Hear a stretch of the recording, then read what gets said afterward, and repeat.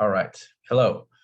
Welcome back to the channel. Today I have a video on epistemology for you. As you can see, we're going to be talking about Wilfred Sellars' dilemma for foundationalism. So I'm going to have to give a fair bit of background here, but it's going to sort of be not extremely comprehensive. I'm going to speed through talking about a few things in epistemology, just giving the overall basics. So if anything pops out in this video that you would like an entire video devoted to, drop that in the comments, let me know. I'm kind of interested in all things epistemology as far as philosophy goes, so I'd be willing to put together something on that, but this is one thing that's jumped out to me as just one of the most interesting arguments, objections, and in philosophy that I've heard in a while, so I figured I'd throw together a quick thing on it, and I haven't made a video in a while, so hopefully get back into the habit. So here's the outline of what we're going to be doing. Assuming my Google Slides work. There we go. Okay. So we're going to be starting out with a brief overview of what the epistemic regress problem is raised by the Protean skeptics, brief definition of what foundationalism is broadly, and then two forms of it, traditional and moderate. And then we're going to get into the actual dilemma Sellars gives. So the topic of this video will sort of come in at the end, funny enough, but you know, the background is sort of required. But some of this should be just general epistemology stuff that hopefully everyone will be familiar with, so I can sort of just speed through it. And then we'll just kind of mention something at the back end about a few possible routes forward to get out of this dilemma. So here we go. To start with, the Protean skeptics famously proposed this sort of trilemma that there are only three ways in which a knowledge claim could be justified. It either has to end in a circular reasoning, infinite regress, or just an assumption or some sort of arbitrary endpoint. Also, some people say just brute facts or whatever, same thing, arbitrary. And they argued, well, that none of these are the kinds of reasoning that are apt for establishing knowledge. Therefore, it's impossible for us to know anything. For any knowledge claim, if I were to ask you, what justifies that knowledge claim, backwards and backwards, you're eventually going to have to argue in a circle, give me something that you sort of are just assuming, which I guess that'd be more the assumption point. Certain beliefs would just start justifying themselves, or you would just go on ad infinitum, giving me reasons. And doesn't seem to be the kind of thing that could establish, justify you in believing something either. Or you're just going to have to pick an ending point. Say, okay, well, fine, well, I believe this, and just refuse to explain it, basically. And so none of these things really are going to be able to justify us in knowing. And so therefore, since these are the only options, it's impossible for us to know anything. So this is an argument famously given by Sextus Empiricus, most famously. So what is foundationalism? Well, foundationalism is one broad umbrella family of replies to this argument. And so they take that third horn of the trilemma, the assumption/arbitrary ending point, but they, of course, deny that it's arbitrary or just assumed. So they try to establish knowledge by means of a non-circular stopping point. So they believe, epistemic explanation is linear, and this is something that coherentists, another type of reply to the trilemma, would deny, but that's possibly a topic for a future video. But basically, yes, they say that we can establish knowledge by means of other beliefs. So there is a starting point, but it is non-circular and it's non-arbitrary. And so they hold that the kind of general frame of foundationalism is that many of our beliefs depend on other beliefs for their justification. So that much is true. There's this sort of linear, but some of our beliefs do not depend on other beliefs. So this is a notion of properly basic beliefs, or beliefs that are justified, but not justified by other beliefs, and themselves serve as justifying for most of our other beliefs. So we're going to just go over, really the only ones will be explained in this video will be traditional and moderate, or experiential foundationalism. So the traditional foundationalist position is, so it's easy to kind of explain this with an example. So for visual sensation, it's the easiest one to do. I see my cat, call him Pingus, sitting on a windowsill. This example comes from Michael DePaul's paper, which sort of informs this video, which I'll mention in the references at the end. But so, there's no philosopher tricky business, Gettier cases going on. It's just my cat Pingus is sitting on a windowsill on a sunny afternoon, and I walk in and I look over and I see Pingus sitting on the windowsill, and thus form the belief that he's on the windowsill.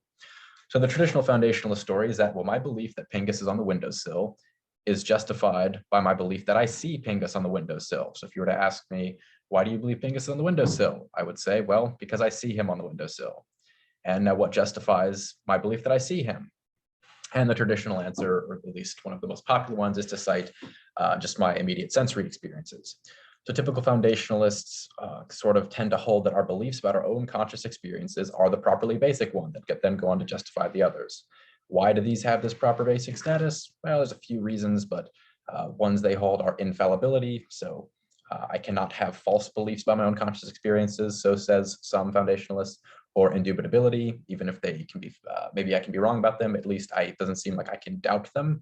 And there's a few other conditions, but basically there seemed to be some sort of privileged access. So the basic idea behind the traditional views is that we have some sort of privileged access to our own experiences.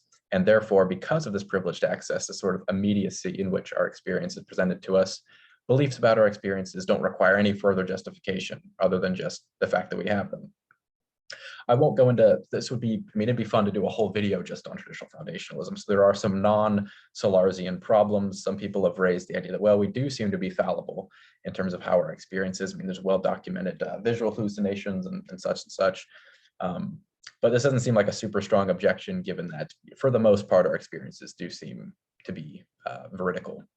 The more damning objection that's non-Sellarsian is about belief transmission. There's kind of a strange puzzle with how just beliefs about my experiences could even transmit to other beliefs. And so there's a kind of a specific problem spelled out there that I would like to maybe go into detail more another time, but that's not the objection we're covering in this video. So along with the problems, some foundationalists are dissatisfied with the traditional story for various reasons. I mean, for one thing, it seems like a convoluted account. We don't actually form beliefs in these cases, in most cases. So if you were to ask most people why they believe Pingus is on the windowsill, they would say, I mean, I'm looking at him. And if you ask them to go further than that, say, well, why do you believe that? They just kind of laugh at you, or just be like, okay, stop being a philosopher and let's just hang out, which, is a common experience to being friends with philosophers. So do it, enter into friendships with us at your own risk. In any case, for whatever reasons you may be dissatisfied with the traditional account, but want to preserve the kind of basic structure, you could be a moderate foundationalist, also called experiential foundationalists. That's what DePaul calls them in his article. So this says something similar, again, in structure to what the traditional foundationalist says, but it's in a nuanced way, importantly different. So my belief that I see Pingus on the windowsill is justified because it is formed in response to the appropriate kind of sensory experience for that belief. So the right kind of a sensory experience, so a visual experience, it's formed in response to that. It's formed by the right kind of sensory experience, but it's not being justified by my belief about the nature of experience. So I don't have to have a higher order belief about the nature of my experience, so it doesn't depend on any of this veridicality or fallibility or anything. The relevant explanatory or justifying factor is not my belief about my experience, but just simply the fact that my belief is formed in the right way, or at least in response to the right kind of sensory experience. So this is kind of important because lots of philosophers and epistemologists tend to think that causal history is a relevant factor in explanation and justification for beliefs. So this account, it preserves the belief status being foundational, so it's not justified by any other beliefs, but its explanation for why it's justified appeals to how the belief was actually formed. So this causal history is preserved, the foundationality is preserved, the basicality, and it's not arbitrary. So it's a properly basic belief, but it's not. There's not an arbitrary explanation of why it's properly basic. There is a seemingly causal explanation that makes sense. So these are kind of two slightly different takes on foundationalism. So what's the problem? So in Empiricism and the Philosophy of Mind, Wilfred Sellars raises an objection to foundationalism that comes in the form of this dilemma. So both traditional and moderate foundationalism try to explain proper basicality or higher order beliefs or what have you by appeal to certain kinds of sensory experiences, usually visual ones, because that's how most of our beliefs are formed, presumably, at least kind of our empirical beliefs, if that's not all there are. So the sensory experiences the foundationalist is appealing to, they either have propositional content or they do not, or proposition-like content at least.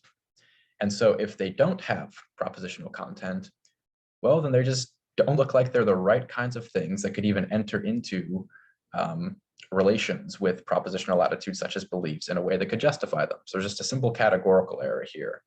I mean, objects in the external world themselves don't seem to be able to justify beliefs. Like the bottle sitting in front of me on this desk can't justify my belief. Why? Well, because it's not a propositional, it's not a thing with propositional content. So only propositions can enter into logical or evidential relations with other propositions, and that seems to be the kind of thing that we're looking for. We're looking for justification. So if they don't have propositional content, they can't do the explanatory work. Well, suppose they do then have propositional content. Well, if so, then that content itself stands in need of further explanation. And so we've not stopped the regress. So here's a little bit more on this and why you might think this is the case. So propositional content is content. It can be either true or false, represents the world in a certain way. So it's mistaken. So in epistemology, we deal with propositional knowledge, not say, knowledge of how to ride a bike. We deal with knowledge of the form, like S knows that P. That's like a proposition. What could justify S in knowing that P? Seemingly only other propositions, or at least experiences or things with propositional content, because propositions have truth or falsity value. Content that has propositional value represents the world in a certain way, so it's possible that it's mistaken. And so if it's possible that it's mistaken, then we need an explanation of why that content itself is justified. And so therefore the regress arises again. We have not actually hit a foundation. If the experiences that are being appealed to in order to justify other beliefs and themselves stand in need of explanation because they have the kind of content that stands in need of explanation, well, then we don't have a foundation. We have a further regress, and something else has to be appealed to. And so, as I mentioned a second ago on the other side, non-propositional content is just not the kind of thing that's even capable of standing in logical or evidential relations to other propositions.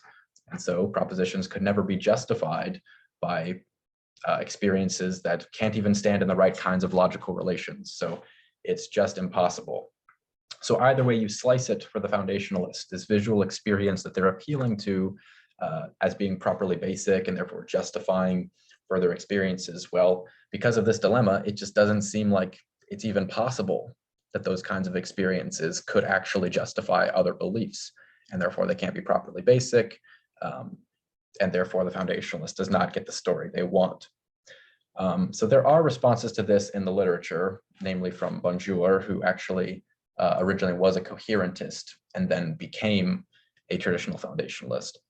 There's maybe a topic for future video there, perhaps, if anybody's interested in this dialect a bit more. For what it's worth, my own position is that I find this Sellarsian objection pretty damning. I don't think traditional or moderate foundationalism is a viable option in light of this objection. And this is sort of a somewhat common view, at least as borne out by the philosophical tradition today. The sort of default position in epistemology is reliabilist foundationalism. And this view might have a little bit better prospects of sidestepping the Sellars objection. It sort of holds that it's kind of a combination of, say, Alvin Goldman's reliabilism, the reliability of mental processes or cognitive processes is what explains the proper basicality. So there's more to be said there in terms of how it actually separates itself from the other foundationalist views, but it doesn't seem, at least immediately, to be prey to the same objection in the same way, but it might still face similar worries. So possible future topic. I'd like to just give credit here at the end. As I said, there's an excellent paper by Michael DePaul, which is where I'm pulling most of this from. It's simply just called Foundationalism. I believe it's actually a chapter in a larger volume, although I'm not sure which. So if I find that, I can cite it in the larger video. I'm also indebted to Dr. Rodrigo Borges for kind of helping further clarify some questions I had about this and spelling out the objection from Sellars to me, so that I made sure I was really understanding it after doing the reading. So hopefully you guys enjoyed this. I know I sure enjoyed reading about and thinking about this topic and making this, so it feels good to be back into doing philosophy videos. So yeah, let me know what kinds of things you'd like to see in the future, and thank you.